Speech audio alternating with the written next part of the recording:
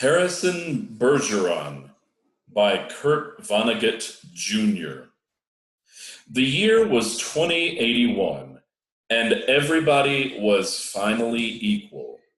They weren't only equal before God and the law, they were equal every which way. Nobody was smarter than anybody else. Nobody was better looking than anybody else.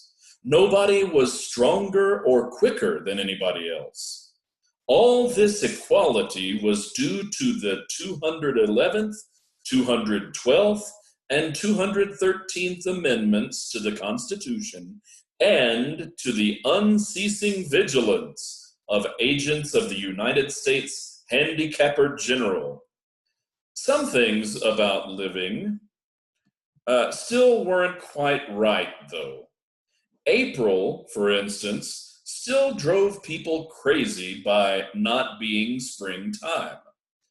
And it was in that clammy month that the HG men took George and Hazel Bergeron's 14-year-old son Harrison away.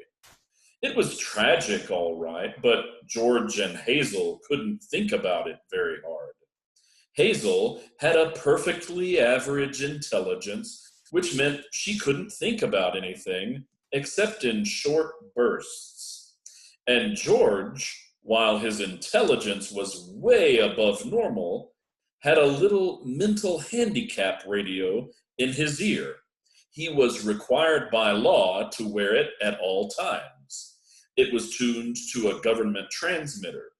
Every 20 seconds or so, the transmitter would send out some sharp noise to keep people like George from taking unfair advantage of their brains. George and Hazel were watching television. There were tears on Hazel's cheeks, but she'd forgotten for the moment what they were about. On the television screen were ballerinas. A buzzer sounded in George's head. His thoughts fled in panic, like bandits from a burglar alarm. "That was a real pretty dance, that dance they just did," said Hazel. "Huh?" said George. "That dance. It was nice," said Hazel. "Yep," said George. He tried to think a little about the ballerinas. They weren't really very good. No better than anybody else would have been, anyway.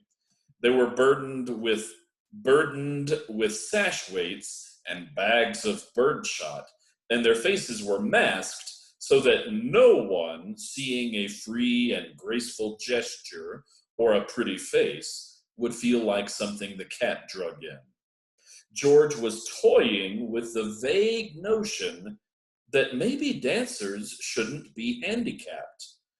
But he didn't get very far with it before another noise in his ear radio scattered his thoughts. George winced. So did 2 out of the 8 ballerinas. Hazel saw him wince. Having no mental handicap herself, she had to ask George what the latest sound had been. "Sounded like somebody hitting a milk bottle with a ball-peen hammer," said George. "I'd think it would be real interesting hearing all the different sounds," said Hazel, a little envious. "All the things they think up." Said George. "Only, if I was Handicapper General, you know what I would do?" said Hazel. Hazel, as a matter of fact, bore a strong resemblance to the Handicapper General, a woman named Diana Moonglampers. "If I was Diana Moonglampers," said Hazel, "I'd have chimes on Sunday. Just chimes. Kind of in honor of religion." "I could think if it was just chimes," said George. "Well, maybe make 'em real loud," said Hazel. "I think I'd make a good Handicapper General." "Good as anybody else," said George. "Who knows better than I do what normal is?" said Hazel. "Right," said George. He began to think glimmeringly about his abnormal son who was now in jail, about Harrison, but a 21-gun salute in his head stopped that. "Boy," said Hazel. "That was a doozy, wasn't it?" It was such a doozy that George was white and trembling, and tears stood on the rims of his red eyes. 2 out of the 8 ballerinas had collapsed to the studio floor, were holding their temples. "All of a sudden you look so tired," said Hazel. "Why don't you stretch out on the sofa so's you can rest your handicap bag on the pillows, honey bunch?" She was referring to the 47 pounds of birdshot in a canvas bag, which was padlocked around George's neck. "Go on and rest the bag for a little while," she said. "I don't care if you're not equal to me for a while." George weighed the bag with his hands. "I don't mind it," he said. "I don't notice it anymore. It's just a part of me." "You've been so tired lately. Kind of wore out," said Hazel. "If there was just some way we could make a little hole in the bottom of the bag and just take out a few of them lead balls. Just a few." 2 years in prison and $2,000 fine for every ball I took out, said George. "I don't call that a bargain." "If you could just take a few out when you come home from work," said Hazel. "I mean, you don't compete with anybody around here. You just sat around." "If I tried to get away with it," said George, "then other people get away with it. And pretty soon we'd be right back to the dark ages again, with everybody competing against everybody else. You wouldn't like that, would you?" "I'd hate it," said Hazel. "There you are," said George. The minute people start cheating on laws, what do you think happens to society? If Hazel hadn't been able to come up with an answer to this question, George couldn't have supplied one. A siren was going off in his head. "Reckon it'd all fall apart," said Hazel. "What would?" said George blankly. "Society," said Hazel uncertainly. "Wasn't that what you just said?" "Who knows?" said George. The television program was suddenly interrupted for a news bulletin. It wasn't clear at first as to what the bulletin was about, since the announcer, like all announcers, had a serious speech impediment. For about half a minute, and in a state of high excitement, the announcer tried to say, "Ladies and gentlemen." He finally gave up, handed the bulletin to a ballerina to read. "That's all right," Hazel said of the announcer. "He tried. That's the big thing. He tried to do the best he could with what God gave him. He should get a nice raise for trying so hard." "Ladies and gentlemen," said the ballerina, reading the bulletin. She must have been extraordinarily beautiful, because the mask she wore was hideous, and it was easy to see that she was the strongest and most graceful of all the dancers, for her handicap bags were as big as those worn by 200-pound men. And she had to apologize at once for her voice, which was a very unfair voice for a woman to use. Her voice was a warm, luminous, timeless melody. "Excuse me," she said, and she began again, making her voice absolutely uncompetitive. "Harrison Bergeron, age 14, she said in a grackled squawk, "has just escaped from jail, where he was held on suspicion of plotting to overthrow the government. He is a genius and an athlete, is under-handicapped, and should be regarded as extremely dangerous." A police photograph of Harrison Bergeron was flashed on the screen. Upside down, then sideways, upside down again, then right side up. The picture showed the full length of Harrison against a background calibrated in feet and inches. He was exactly 7 feet tall. The rest of Harrison's appearance was Halloween and hardware. Nobody had ever borne heavier handicaps. He had outgrown hindrances faster than the HG men could think them up. Instead of a little ear radio for a mental handicap, he wore a tremendous pair of earphones and spectacles with thick, wavy lenses. The spectacles were intended to make him not only half blind, but to give him wanging headaches besides. Scrap metal was hung all around him. Ordinarily, there was a certain symmetry, a military neatness to the handicaps issued to strong people. But Harrison looked like a walking junkyard. In the race of life, Harrison carried 300 pounds. And to offset his good looks, the HG men required that he wear at all times a red rubber ball for a nose, keep his eyebrows shaved off, and cover his even white teeth with black caps at snaggletooth random. "If you see this boy," said the ballerina, "do not, I repeat, do not try to reason with him."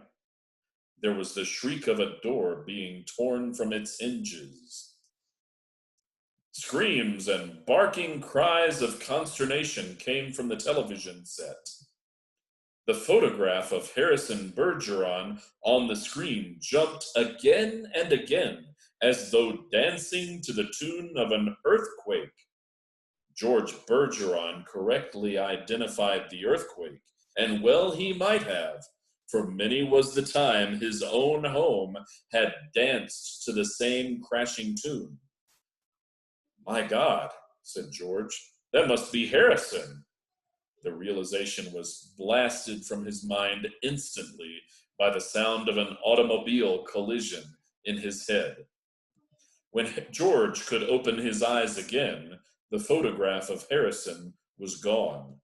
A living, breathing Harrison filled the screen. Clanking, clownish, and huge, Harrison stood in the center of the studio. The knob of the uprooted studio door was still in his hand. Ballerinas, technicians, musicians, and announcers cowered on their knees before him, expecting to die. "I am the Emperor," cried Harrison. "Do you hear? I am the Emperor. Everybody must do what I say at once." He stamped his foot, and the studio shook. "Even as I stand here," he bellowed, "crippled, hobbled, sickened, I am a greater ruler than any man who ever lived. Now watch me become what I can become." Harrison tore the straps of his handicap harness like wet tissue paper, tore straps guaranteed to support 5,000 pounds. Harrison's scrap iron handicaps crashed to the floor. Harrison thrust his thumbs under the bar of the padlock that secured his head harness. The bar snapped like celery. Harrison smashed his headphones and spectacles against the wall. He flung away his rubber-balled nose, revealed a man that would have awed Thor, the god of thunder. "I shall now select my empress," he said, looking down on the cowering people. "Let the first woman who dares rise to her feet, claim her mate and her throne." A moment passed, and then a ballerina arose, swaying like a willow. Harrison plucked the mental handicap from her ear, snapped off her physical handicaps with marvelous delicacy. Last of all, he removed her mask. She was blindingly beautiful. "Now," said Harrison, taking her hand, "shall we show the people the meaning of the word dance?" "Music!" he commanded. The musicians scrambled back into their chairs, and Harrison stripped them of their handicaps too. "Play your best," he told them, "and I'll make you barons and dukes and earls." The music began. It was normal at first, cheap, silly, false. But Harrison snatched two musicians from their chairs, waved them like batons as he sang the music as he wanted it played.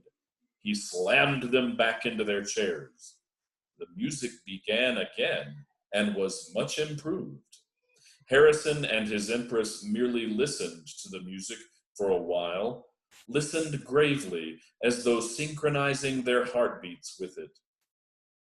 They shifted their weights to their toes. Harrison placed his big hands on the girl's tiny waist, letting her sense the weightlessness that would soon be hers.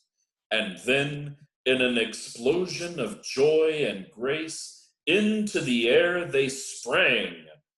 Not only were the laws of the land abandoned, but the law of gravity and the laws of motion as well. They reeled, whirled, swiveled, flounced, capered, gamboled, and spun. They leaped like deer on the moon. The studio ceiling was 30 feet high, but each leap brought the dancers nearer to it. It became their obvious intention to kiss the ceiling. They kissed it. And then, neutraling gravity with love and pure will, they remained suspended in air, inches below the ceiling, and they kissed each other for a long, long time. It was then that Diana Moon Glampers, the handicapper general, came into the studio with a double-barreled 10-gauge shotgun. She fired twice, and the emperor and the empress were dead before they hit the floor. Diana Moon Glampers loaded the gun again. She aimed it at the musicians and told them they had 10 seconds to get their handicaps back on. It was then that the Bergeron's television tube burned out. Hazel turned to comment about the blackout to George, but George had gone out into the kitchen for a can of beer. George came back in with the beer, paused while a handicap signal shook him up, and then he sat down again. "You been crying," he said to Hazel. "Yup," she said. "What about?" he said. "I forget," she said. "Something real sad on television." "What was it?" he said. "It's all kind of mixed up in my mind," said Hazel. "Forget sad things," said George. "I always do," said Hazel. "That's my girl," said George. He winced. There was the sound of a riveting gun in his head. "Gee, I could tell that one was a doozy," said Hazel. "You can say that again," said George. "Gee," said Hazel, "I could tell that one was a doozy."